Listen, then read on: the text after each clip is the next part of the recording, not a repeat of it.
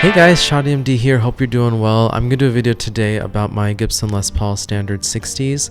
Not so much the guitar itself, but what the process was like in finding it. As you might know, finding the ideal Les Paul can take a little bit of time. There's a lot of variation, and some might be a better fit for you than others. There's a lot of different types, so for me, finding the one took quite a few months, but it was well worth it. Now, truthfully, my hunt for a Les Paul probably goes way back beyond all this because I've wanted a Gibson Les Paul since I was a kid, and I looked up to Jimmy Page a lot. You'll be hearing some Page tunes throughout this video, and he was really a big inspiration for why I wanted it, and that's why I'm really excited to finally have one now, many years later. Now, going back to my hunt for the Les Paul, there were 4 basic criteria I had in mind, and with any guitar, these are important, which is playability, tone, looks, and value. Is it a good price? Now, finding a Les Paul that checks all 4 of those boxes can take a little bit of time and be a little bit difficult. This year was a little bit tougher because the used guitar market was not the best. There was a high demand and not enough supply, and used guitar prices were just crazy high. When there was a good deal, it would get snagged up in seconds or minutes, and it was kind of frustrating, honestly, to deal with that. On top of that, there's so much variation between even 2 identical Les Pauls of the same model, just from Gibson QC issues, and just guitars feel different. Even if they're identical, they can feel and sound different. So for me, it was really important to stick to local sales, whether it was Craigslist or Facebook Marketplace, where I could try it before buying, or if I went online, went to like Guitar Center used or Guitar Center online purchases, where if there was any issue with it or I didn't love the guitar, I could very easily return it to my local store. So I stuck to that. That limited my options a bit, but luckily it did work out, although I had my number of hurdles, and I'm going to go over those in a little bit.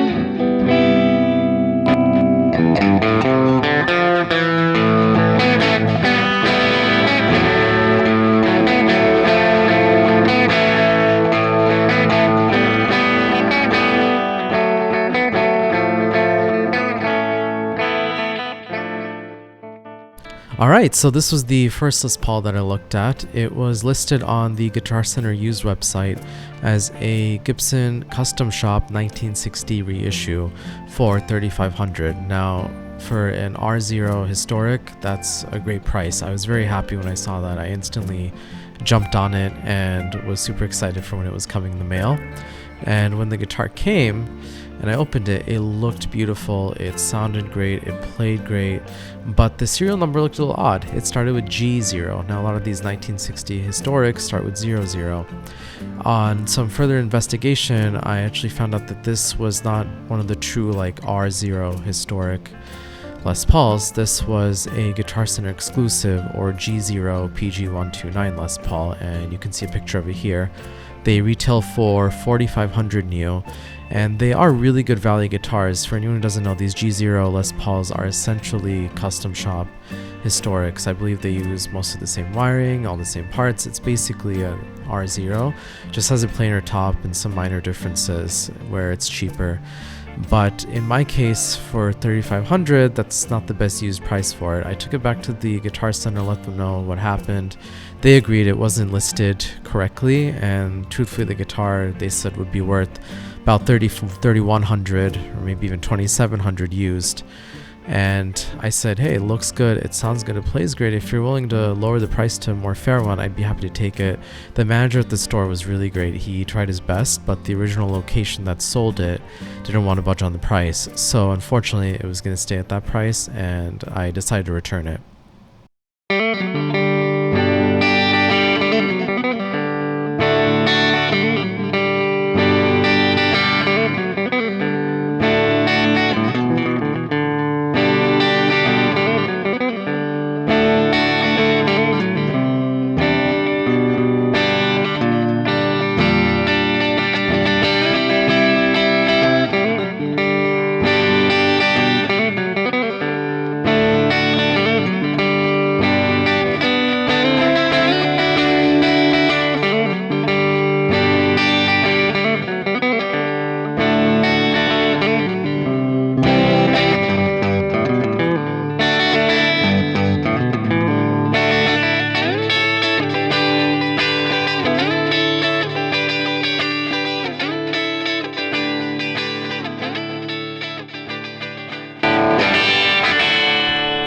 On to guitar number 2. So this was the second Les Paul that I had ordered. It was also on the Guitar Center used website. This was a Gibson Custom Shop red sparkle guitar, which I thought was really cool, and at a much better price from the G0 that I ordered. It was $2,700, which I thought was a great price for a custom shop guitar, especially with the G0 being my reference, where I thought, okay, anything below 3,000 is pretty good. So I instantly ordered it, came in the mail, opened it, it played great, and it sounded great. The finish I didn't love as much in person, but I didn't mind it. It had a couple small issues. It had some cracks in the finish on the headstock, which you'll see a picture of it here. And along with that, the pickguard was missing, but otherwise it's pretty good. But I did a little bit more research into the guitar just to see, if I can get more specs and details on it. And turned out that this was a custom shop, but it was a custom shop standard. Now, this can get pretty confusing because I just thought all custom shops were historics. But apparently, the custom shop makes standard models with standard specs. In this case, this guitar had short neck tenon and I think some other features that were closer to what like a USA standard would be like than full-on historic. So, along with that, when I also looked at the listing for it, apparently it sells for $3,000 brand new, which made the $2,700 not so much of a good deal, especially considering the cracks in the finish and the missing pickguard. And even though the guitar, again, played good, sounded good, looked okay, it just wasn't a good value like the G0, and unfortunately I had to return that one as well.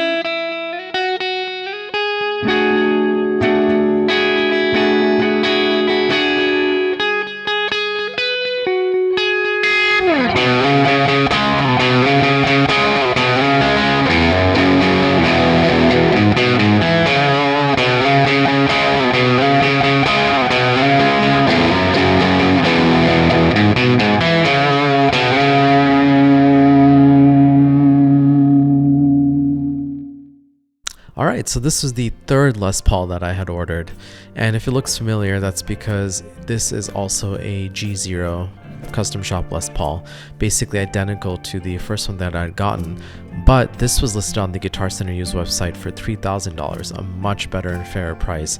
I was actually very excited to see it because I liked that first G0 a lot, the way it felt, sounded, the way it looked. It was really just the price that was the biggest issue, so when I found it at $3,000, I was like, wow, this is perfect. I ordered it, thought my hunt was done, and the guitar came in the mail. I opened it up, it looked the same as the first one, sounded the same, but it didn't feel the same. And that was surprising. It felt stiffer to play. The guitar actually came top wrapped, which I believe is supposed to make it feel a little slinkier and easier to play, but this just felt harder to bend. It had more string tension. It just didn't feel the same, and I just couldn't bond with it. So again, this time it had good looks, good tone, good value, but was lacking in playability, and unfortunately I had to return that one back as well.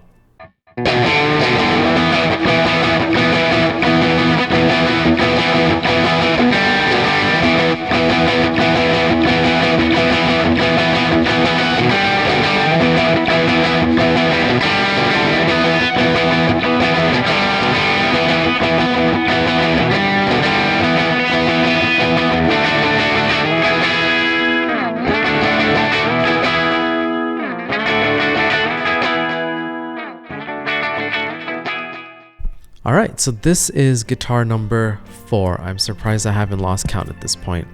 It was a Gibson Les Paul Custom in wine red, listed on the Guitar Center used website for $3,100, and I've always loved customs, and I thought this was a pretty good price, so I went ahead and ordered it. When it arrived, I was amazed by the looks. This is probably the best looking of all the Les Pauls that I tried, and it sounded really good too. It didn't play as great as I'd like. It felt kind of stiff like the last G0, not as bad as that one. I still enjoyed playing it, but it wasn't the most playable. And the other thing that was a little odd about it was that it had a push-pull pot for the neck pickup. So someone had modded it for coil split or coil tap of the neck pickup, which again, I thought it was actually kind of cool. I didn't mind that, but I opened up the back to see, oh, what else maybe was modded on it, and saw that the soldering and the wiring was really messy. Like it was a mess back there in terms of the wiring. It had some really bad soldering in it, and just because of the funky wiring, I didn't feel comfortable keeping that guitar, only because I could very easily just get a custom that was not tampered or messed with for close to the price that I paid for this one. So had good looks, good tone, okay playability, but value-wise, you know, it was a good price for a custom, but with the wiring issue and everything, I just didn't feel it was worth the cost. So unfortunately, I had to return that one. That was actually very hard to return because I loved the way that guitar looked and sounded.